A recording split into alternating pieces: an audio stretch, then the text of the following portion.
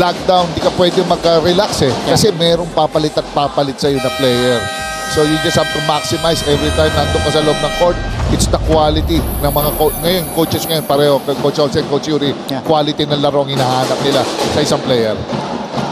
Team manager Anton Tamayo is here in Phil Oil. Always here. Whenever Perpetual is in action. All right. Second half is almost underway. Martin Javier alongside Coach Jerry Cordillera, taking you through this coverage with our courtside reporter Micaela Mindanao. Perpetual will have the first possession. They'll begin with Orgo, Rojo Cruz, Pizarro, Boral, and Abis. Sa kabila naman para sa San Beda, they have Celso, Andrada, Gonzalez, Tagle, and John Puno. So San Beda, interesting start for them there. They get a stop. They've had numerous stops dun sa ating first half kanina, Coach. Forcing Perpetual to shot clock violations. Pero hindi nila mapigilan ang gusto pa rin itong Perpetual as Yuken opens the scoring with a triple. Yan ang may nakadelikado na player dito sa team ng San Beda. Yung Yuken Andrada. Ito, madali lang ito maghumanap ng tira At saka very streaky. Pag tinamaan niya, hindi mo alam kung gaano kahaba ang role niya. Andrada now has 8 points in the ball game. More importantly, he allows San Beda to retake the lead. John Orgo off the heel. Here comes Eman Tagle. Puno surveys. Tito Gonzalez from the left flank. Nigel. Celso providing the screen. Here's Tagle with the shot clock winding down. Long two is off. Unsportsmanlike foul on Eman Pizarro. Kanina pa yung nagbabanggaan sila seal lang seal, stay high seal, mga tukod. Siyempre talagang magkakatamaan itong mga big guys na to. Yeah, these are two very physical bigs, Eman Pizarro and Joe Celso. And check out the sequence. Oh yeah! Oh yeah! Binigyan ng si Coach. Talagang kailangan medyo matigas ang mga medyo panga mo dyan. Ito, Coach, this is another angle, but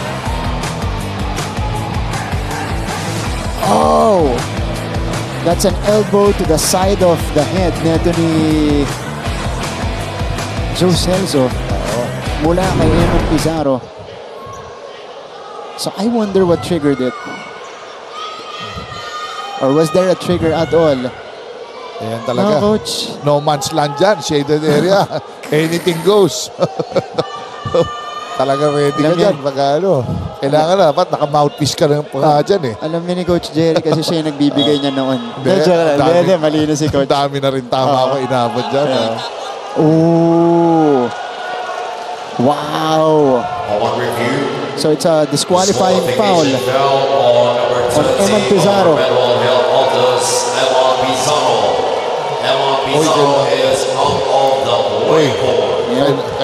Kailangan siya dito. Pizarro, Tsaka alam mo siyempre, yung closing out, backs out, it involves a lot of contact Jacking for position. It cannot be, hindi naman nice, pero paano mo, kung gumagalaw ang target, paano mo ipipin down yun, di ba? And Coach, don't resort to, don't give in to your frustrations, di ba? Hindi niya, lalong-lalo kasi kapag physical yung matchup niya dun sa loob. Physical talaga. Both teams, hindi lang, lalo na itong mga guards, grabe physicality yung mga yan. Hindi lang natin nakikita. Lalo na if they're going under the pick and roll, ang daming bukbuk inaabot na nila. Orgo, Tagle, Nigel. That's right. Okay, si Joe Celso ngayon, 1 out of 2 from the free throw line. And a bonus possession coming up for San Beda. They're now ahead 37 to 35. Nigel off the inbound. Gonzalez drops it in from the corner. You cannot lose focus on that. Tapos na dapat yung move to the next sequence kagad. Ayun, tinamaan sila ng tres ni Nigel. And San Beda opens the second half on a 7-0 run. Their biggest lead so far at 5. Boral trying to shake off and go around the defense, and he is able to get the foul. Masyadong maskip. Hindi talaga bubukas kay kay Boral. Markman din si Boral, lalo na down low. Ang ganda ng laban, no? Boral tsaka Puno. Parehas mahaba. Trigger by Boral. Abis from mid-range. Masyadong malakas. Libre. Overestimated by John. Lucan thought about it. We'll go to Nigel here, who will set the table from the top. Gonzalez swings it to Puno. Challenging the defense of Boral. Telegraphed by Orgo. And here comes Boral. He is on the move. JP lost it. Abis gets it. He gets it back. Orgo for 3. Puno collects. It's a good shot. Back and forth we go. Puno has space. Here's the screen. Nigel. Against Gohopus. Gonzalez pulling the trigger.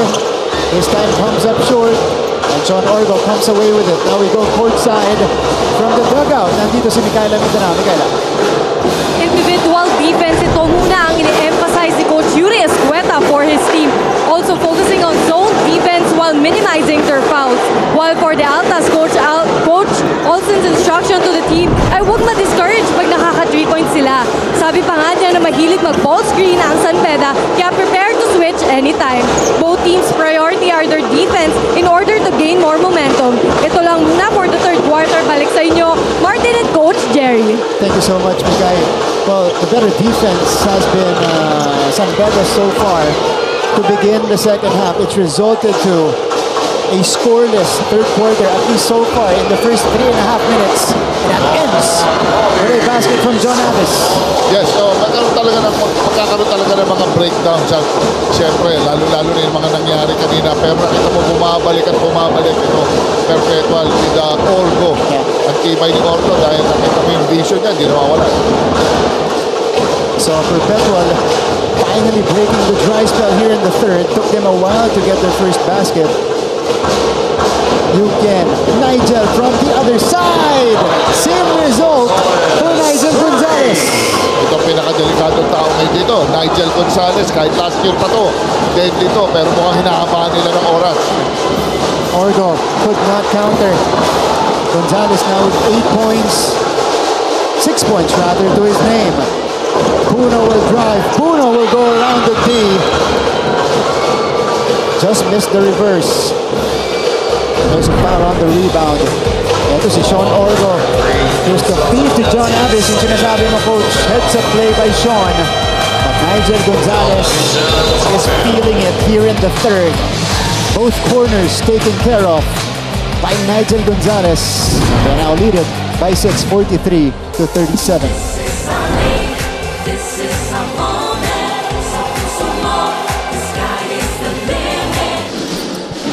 Ancheta.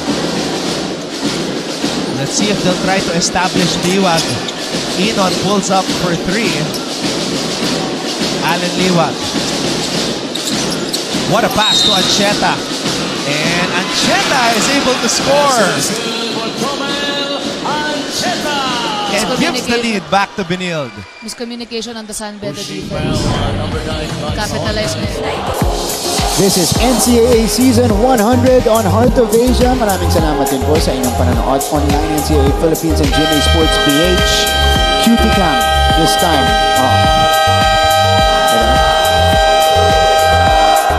Ayan. Galing nila Derek, ano? Derek Abbott and Boss Manny. Ayan. Mga cuties natin out on a Saturday. And spending some time here inside Phil Oil, enjoying some basketball. From both San Beda and Perpetual. Not sure if they're students though. Maybe some are alumni, some are family members ng mga players natin and supporters. Maganda yung pili nila ng game ngayon. Talagang it will be close. Yeah. Very close game. Walang makalayo talaga eh. At San Beda has gotten the upper hand here in the third quarter. They've outscored Perpetual 10-2. Kaya sila ngayon ang abante ng 6 na puntos. Goho Cruz from the baseline. This guy, Short corner. Pitira pala siya doon. and he's now in double figures. 10 points for MGC. Brian Zahonia now back in the game. Screen provided by Lina. Zahonia falling down. Here's Yukien. Puno.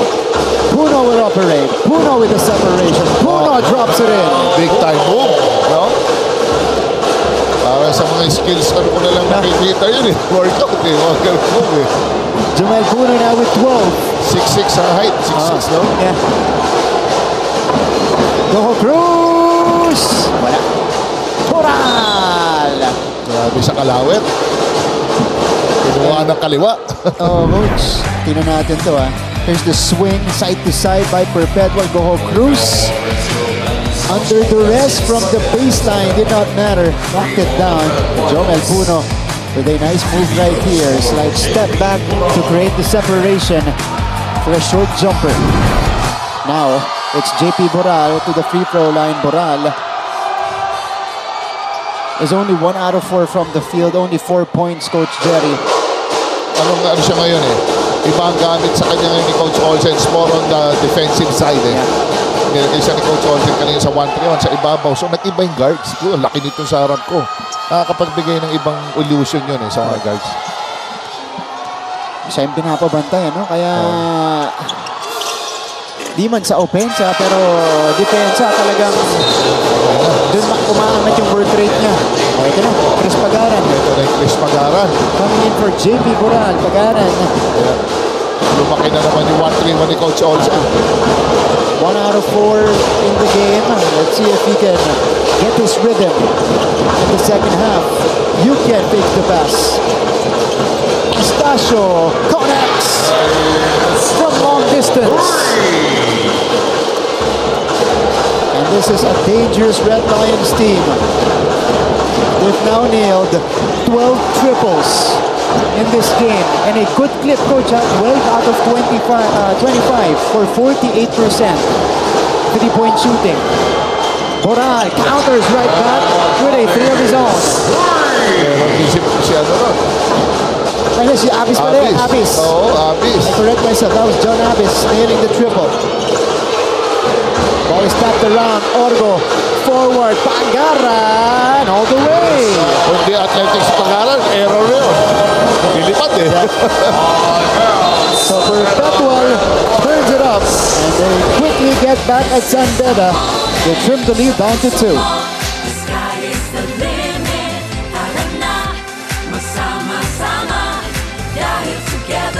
Silio. Tingnan si Nat. Estrada is on the move. Estrada puts it up and in. So Jimboy is on. Natay naka 30 points sa first quarter. Right now, they're just 12 and 10. Montesillo surveys Luna, providing the screen again. 8 to shoot for Nat. Pull-up jumper. Estrada. Balik sa ating laban, NCAA action on Heart of Asia. It has been an exciting third quarter so far, and Benny Astacio joining the three-point party for the Red Lions. 12 triples for the entire team, pero binawi agad ni John Abis. Grabe ang kamay din. Hindi mo rin pwedeng iwan talaga yung Abis. Kompleto na rin siyang player. Parang na rin si Andrada. Pero ito, pinapabilis ng Perpetual ang laro. Quick outlet from Orgo. And a touchdown for Chris Pagaran to trim the lead down to 2. 46-48. Here's the fight back of the Perpetual Altas.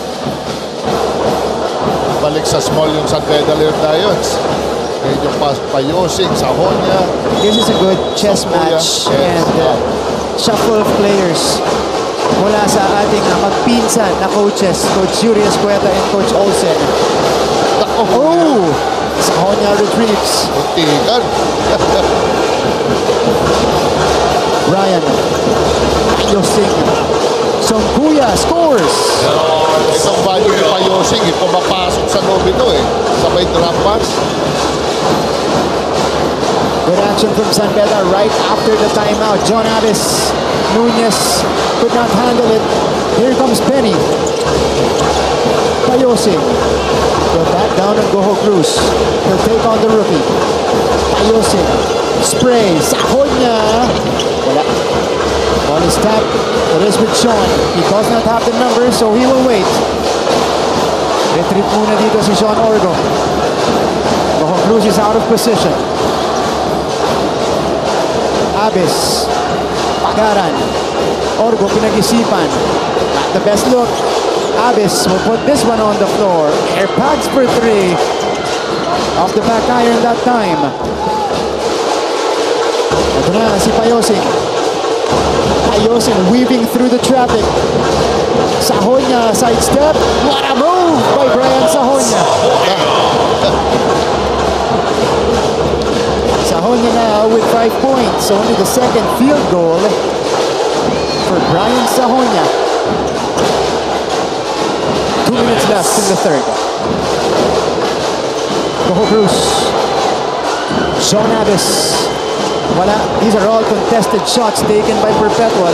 Dito talaga kailangan maging komportable ka sa zone. If they're throwing zone against you, kailangan maging komportable ka lang. Huwag mawawala yung composure mo Payosing stops on the dime. Songkuya from mid-range. Lakas. And here comes Sean Orgo. Sean the pull-up. Oh, Sean makes the jumper. How about the confidence of Sean Orgo there? Hira na tayo makakita ng mga ganun move transition, quick pull-up. Of the Hezi. 48-52. Ito lang. Kado madikit si Sean Orgo kay Brian Sahonya. So let's check this one out. On the break, Orgo, sabi niya, I'll take this one myself. Bago ko lumabas sa game, pupuntos muna ako. Sean Orgo now. Check this coach, 8 puntos na rin para kay Sean Orgo. Oo, grabe ang ginagawa ni Sean ngayon. Talagang nag-orchestrate, nagmamando. Kailangan masaya rin yung mga big man sa bola. Hindi na pwedeng tuloy siya ako makatake. Ooh, Sahonya. This is the floater. Manuel cross-court pass. Goho Cruz, well attack. Goho Cruz off the back, no. Here comes James Payosing. 2-on-3. Penny thought about it. Penny attacks. And that's on Jericho Nunez. Ganda ng pagka-foul play niya ron. Alam niya, wala na siyang free lane Dinikit niya na lang sa Nunez. Kaya natin to. Estacio. Blowing by Manuel off the fake. Yeah. Chinarich in, big man. And Estacio, this is his first year for San Beda and with the Red Lions. Previously played in Taft, was in Diliman for a little bit in high school. And then Estacio knocking down first. Ito yung isa sa mga highly anticipated recruits ng San Beda. From a couple of seasons ago, dun sila na-recruit, nag-residency na, dito sila ni-roll out season 100. Very smart guard. Very smart. 1 out of 2 on that trip. Axel Manuel. No. Sahonya collects. Sahonya is on the move. Sahonya. Lukian. Top of the D3. Estacio in and out. And Payosing comes away with the offensive rebound. Pakita mo tayo nga, sa mag-set ng play. Ito si Payosing. Catch and shoot. Alakas. Enough time for Perpetual to operate, but they lose it. Yukian. Tabo! Big time triple for Yukian Andrada to end the third. And San Beda grabs their biggest lead of the game, 56-48, heading into the payoff period.